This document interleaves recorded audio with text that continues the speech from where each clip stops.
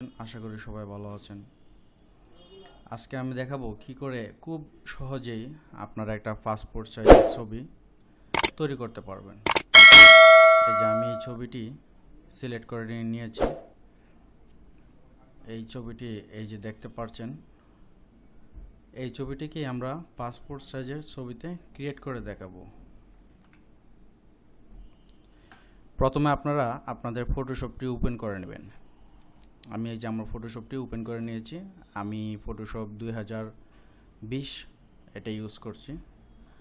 প্রথমে আপনারা কয়েকটি উপায়ে এইটির ছবিটির ব্যাকগ্রাউন্ড রিমুভ করতে পারবেন। আমি সবচেয়ে সহজ যে উপায়টি আছে সেটি আমি দেখাচ্ছি।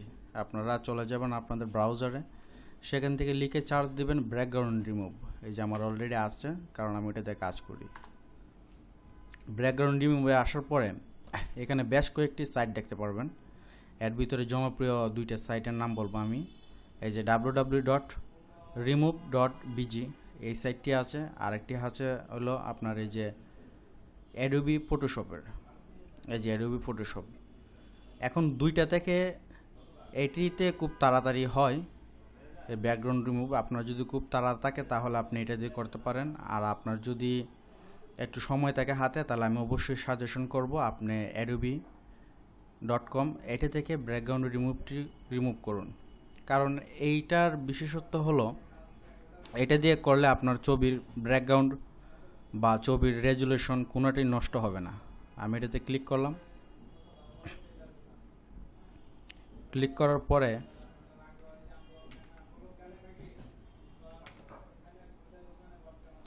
আপলোড ইউর ফটো এটাতে ক্লিক করবেন।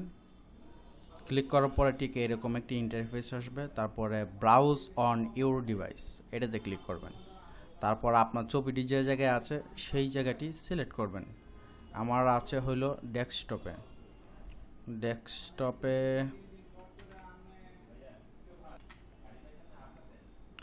নিউ ফোল্ডার, এই যে ছবিটি। তারপরে ক্লিক করার পরে এই যে এখানে আসবে, তারপর ওপেনে ক্লিক করবেন। আপনার ছবিটি রিমুভিং হচ্ছে। আপনার ছবিটি রিমুভ হয়ে গেছে। তারপরে যে ডাউনলোড বাটন দেখতে পাচ্ছেন, এখানে ক্লিক করবেন, ডাউনলোড নাও। তারপরে একটু সময় লোড নেবে, লোড নিয়ে আপনার ছবিটি ডাউনলোড হয়ে যাবে।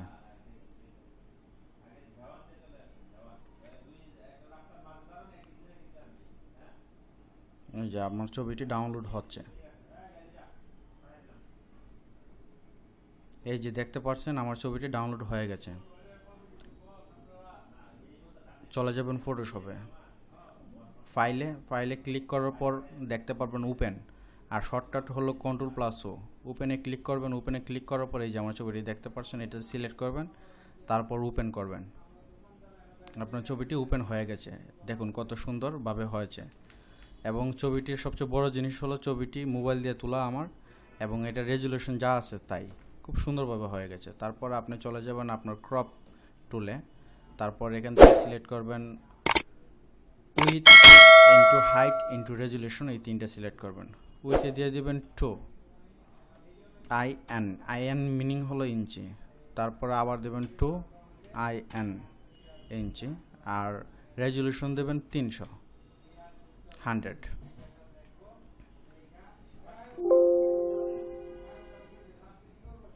তারপর আপনার সাইজ অনুযায়ী আপনি সিলেক্ট করে নেবেন কতটুকু রাখবেন আপনি।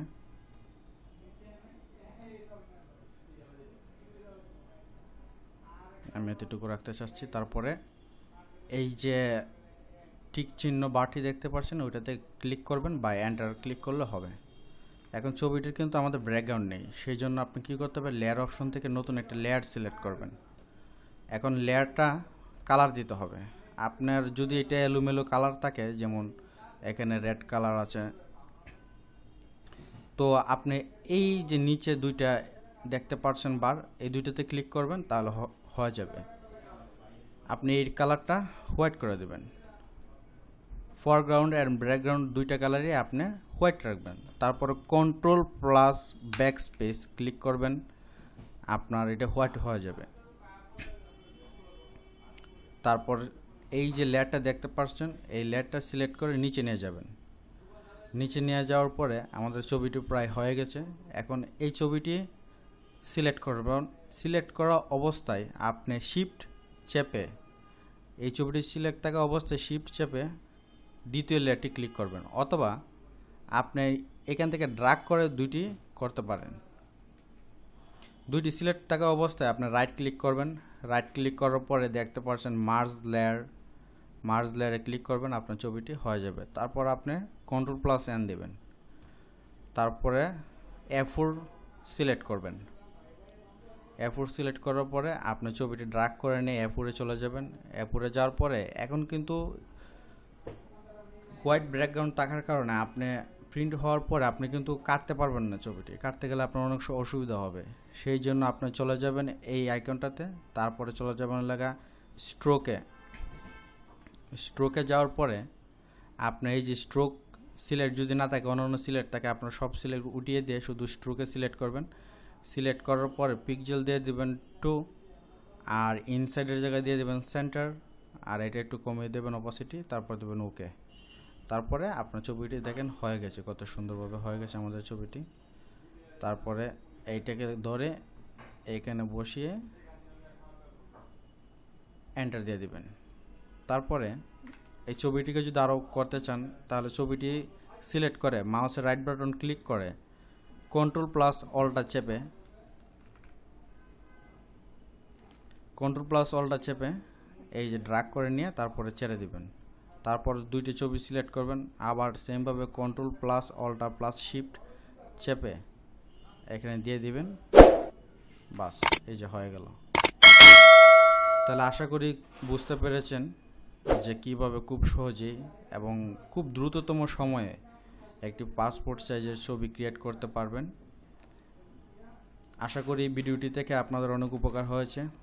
আর যদি ন্যূনতম কোনো উপকার পেয়ে থাকেন তাহলে অবশ্যই আমার চ্যানেলটি সাবস্ক্রাইব করবেন এবং আমার পাশে থাকবেন।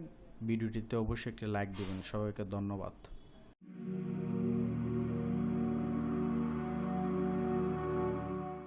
MZD Mentor, Graphics Designer।